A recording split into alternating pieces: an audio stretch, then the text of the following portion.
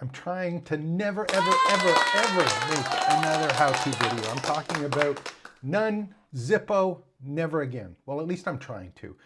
In this video, I'm going to share 3 key reasons why I'm going to do that. And if you stick around to the end, I'm going to share maybe a simple shift that you may want to consider on what you're doing when you create content, and more importantly, what happens in the foreseeable future. So, after 25 years online creating and selling how-to products, I've personally authored, recorded, and published thousands of traditional how-to tutorials. I'm talking about things like videos, audios, ebooks, everything like that. Now, if you're probably going, oh, he couldn't have done that much, I doubt he's ever done that, take a look at the Wayback Machine. If you're not familiar with it, go to waybackmachine.org and take a look for some of my sites. For example, 52 Internet Marketing Secrets, or even virtualselling.com, which was in November 11th, 1998.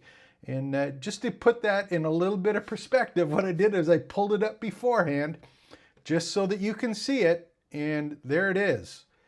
This one was November 11th, 1998, and December 2nd, 2024. That's the date that this is done. Wayback Machine goes back and it takes snippets of sites so you can see it, but there's a traditional sales page for one of the books and courses that I've written that was all about virtual selling or selling online a long time ago.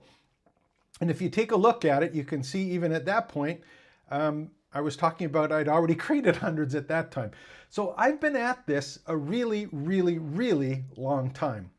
And the part that's interesting, I think, for a lot of people now is when you look at your opportunity as someone who wants to sell courses or create how-to information, and as much as you've maybe created them or had them in the past, there's still tons to be made. It's not as if people don't need how-to videos.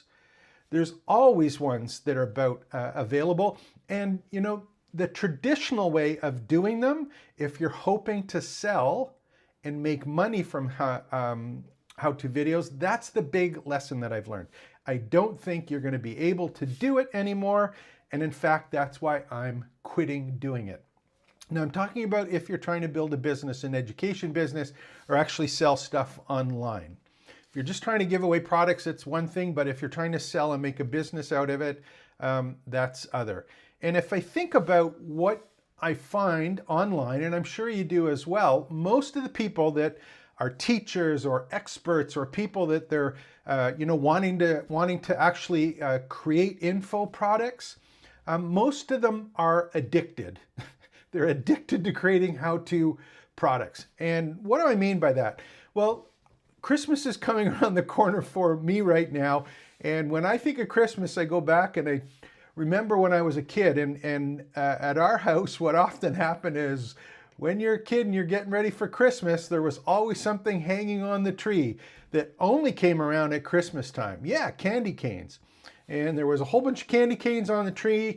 And I stole and ate as many of those candy canes as I possibly could.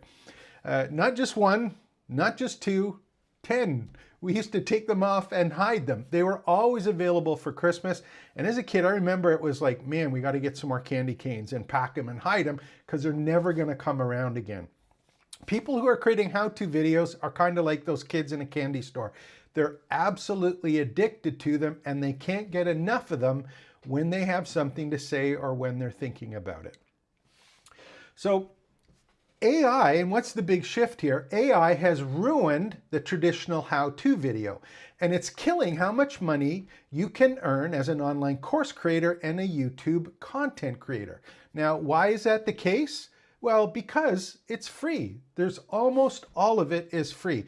Now, just to give you an idea of how much how-to content is being created, I did a quick search on Perplexity, which I don't know if you're familiar with, just to give you some perspective on what's involved here.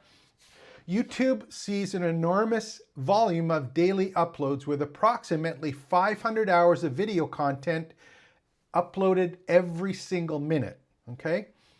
This translates to 720,000 hours of video updated daily.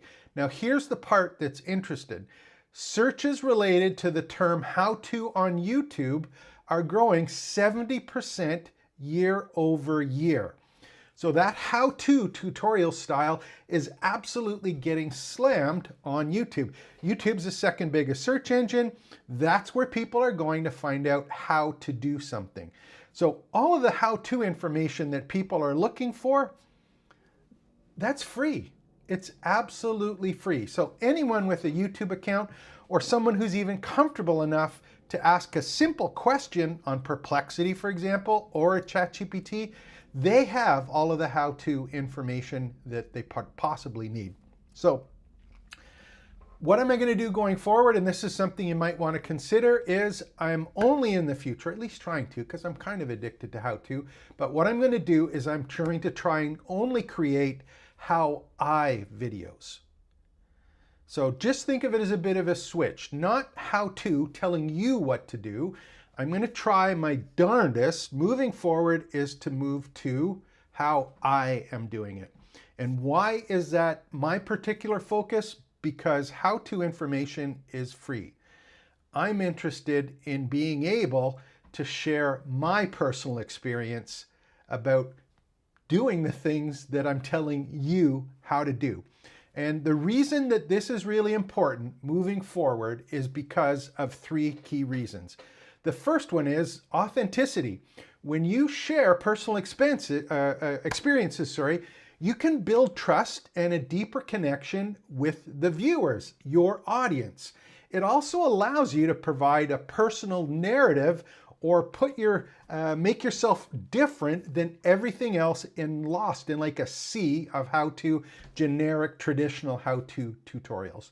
The other thing is it allows for another greater, deeper engagement with the people who are looking for personal help.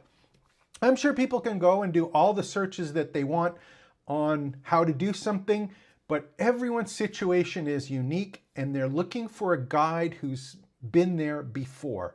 So you've got engagement, you've got the differentiation, and then you've also got the ability to be more authentic in what it is that you're providing to people.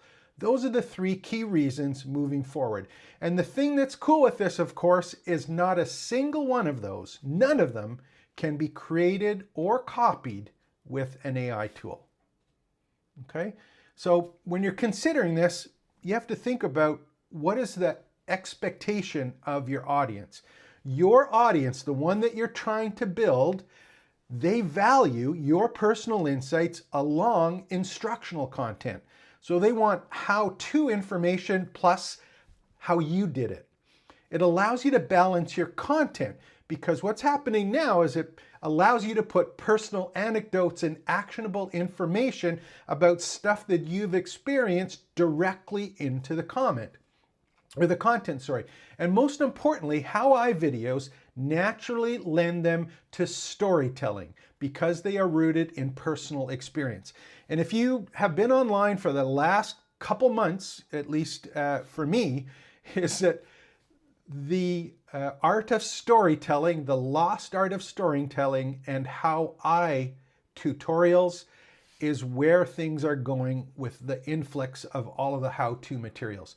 If you just go if you're looking at any of these things about course creation, selling online products, content creators, you're going to see all sorts of stuff talking about community, authenticity, and storytelling. So that simple switch that I'm trying to make is from creating how-to content to how I create stuff. And that's a connection, allows me to be differentiate, and it really gets that emotional connection where people are more likely to engage with me because it's something that they are in rapport or resonates emotionally with them. You got a personal story that people can get involved in, they're curious and they're looking for inspiration. The other thing is stories are memorable. If you can remember looking for those candy canes on Christmas and framing the high owl as a video of a story, it makes things a lot easier to get or people get weaved into your particular bit. Also, when you're authentic, you're sharing real experiences. It builds trust. Remember your audience and that sales process. YouTube is all about being able to start that psychology of persuasion, which is all about trust and rapport. And it makes it relatable. Everything that you do is now relatable because people have probably experienced the same thing that you're experiencing. So if you like this kind of content, you want to find out more about how I'm starting, building, and growing education businesses for my clients and for myself, I'd love to have you in the trainingsites.io community. It's free to join. Just go on the link that's there below. If you have questions, put them there. Like and subscribe to the channel. Just in the last 6 to 8 months, when I went all in on YouTube, I've created 300 and some kind of traditional or more traditional how-to videos. I'm going to do my best now to tell more stories and tell more about what I'm actually doing when I'm doing it. And just to give you an example of how that's fitting into my business is one of the things that I recently did actually today is we've actually created the prompt powered course creation course. And what it is the course is how I use ChatGPT in my workflow to create online courses. And that is a course about me doing it and how I do it, sharing it with you. So this applies to every part of your business, all of your marketing, more importantly, building that audience that is going to allow you to grow your members and build your community that you can monetize to start building and grow your education business. Hope you enjoyed this. My name is James. It's trainingsites.io. And again, join the community, like and subscribe. I'll probably be online tomorrow with more great information and stories about how you can start, build, and grow your business.